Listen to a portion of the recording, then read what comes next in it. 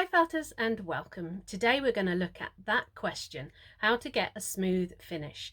We're going to look at what wool you're using and what needles you are using, which leads us nicely into the sponsor of today's video, Heidi Feathers.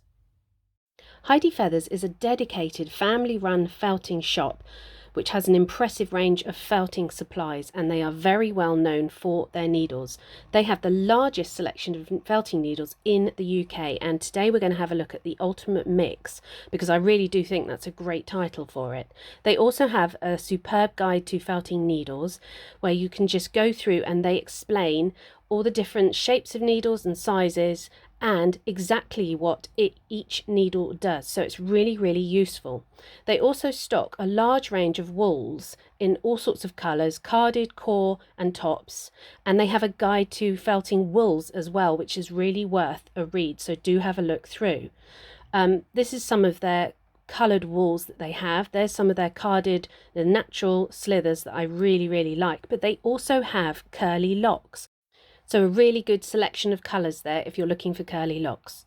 So we're going to look at the ultimate selection of needles here. They come in this lovely little Heidi Feathers tube, which is great because you can take the lid off and still keep all the needles in there. But basically it's a selection of 25 needles, 2 of each colour, and you get triangular, reverse, crown, which we're going to look at in a minute, star, star twisted and twisted. And there's a range of each. In the triangular you get a 32, 36, 38, 40, 42. But the amount of times I have bought 5 needles here and 5 needles there and thought, oh goodness, I need a crown needle now, I need to try the reverse. This is a really fantastic selection at $18.99. And then they also do needle holders as well, which is really important because when you just hold the needle for a long time, it does hurt your fingers after a while. So this is the single needle holder, nice and easy. And then they have a multi-needle tool where you can put 4 needles in. It's very important that you do put the finer needles in to make it work better. I have a video on this. I'm using my 40 spiral or twisted, and it really does help speed up your work. So this is a fantastic little multi-needle tool holder, really useful and a very good price. So a big thank you, Heidi Feathers, for supporting my channel. I couldn't be working with a better company. So looking at wools, these are very coarse wools and you definitely won't get a smooth finish. That's a Herdwick and a Swaledale, and you can literally feel they're quite coarse. This is a fine merino tops, and we will discuss the difference between using very fine and using a medium size wool length. So this here is a carded, you know, or you guys know I love my carded. This is a Corriedale carded wool, and this is a Perrindale. They're about 20 to 25 microns in thickness.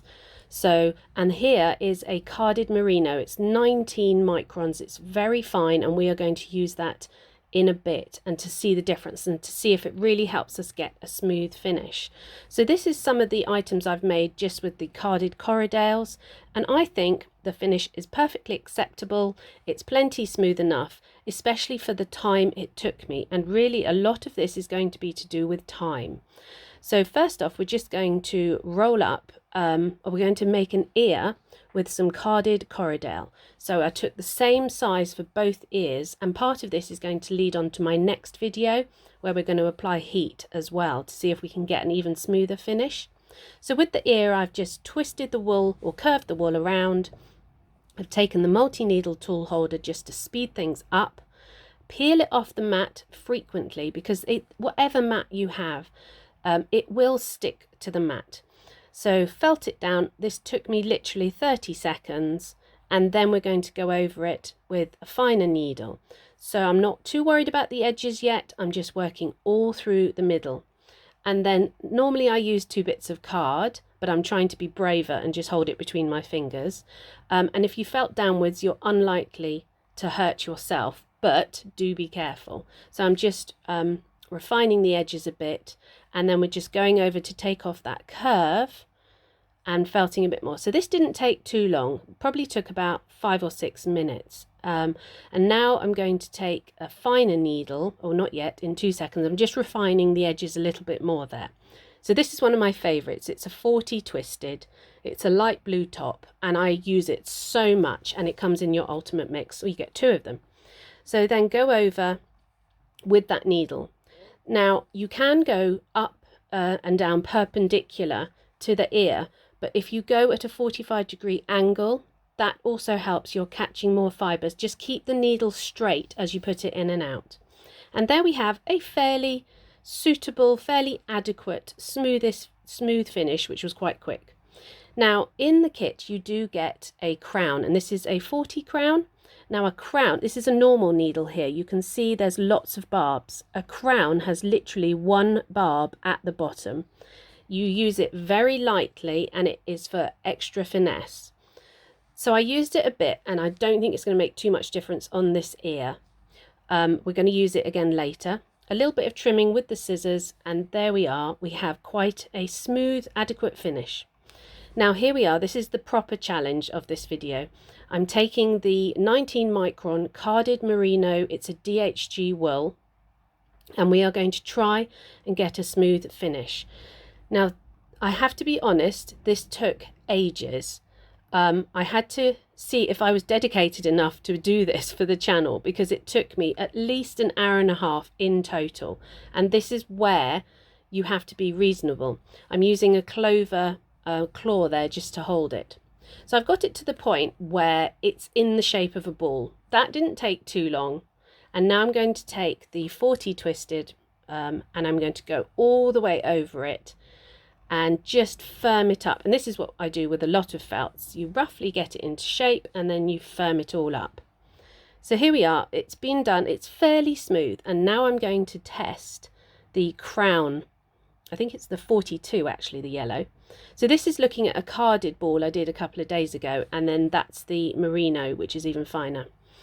So I'm taking the 42 crown, which has got that one barb, and I'm using it very lightly. And on the right hand, or that little spot there, I've done it on, and the rest of it, you know, you can see there's needle marks and you can see there's a little spot. So we're going to work all the way over it and see if it makes a difference. There is a 46 crown, which is the bottom one, but I don't think that made much difference. I'd quite happily stick with the 42. So I've done one half of the ball, and here it is all finished. It took me well over an hour and a half in total, whereas just a normal carded corridel took me about 5 or 6 minutes. So big difference in time. So if you want the ultimate smooth finish, you need to use a really fine wool, preferably carded. You can use it as tops and card it yourself. You need to use a fine needle towards the end. The 42 crown was perfect, and you need a lot of time. But we are going to apply some heat to these in my next video. So felters, I hope that has helped a little bit for you. And in the next video I'm going to look at applying heat to your felted items to get an even smoother finish. And I'm looking forward to reviewing this, the Mini Clover Craft Iron. So if you want to look at that video, click on it now and I'll meet you over there. Please do subscribe and give this video a thumbs up if you enjoyed it. Thanks for watching.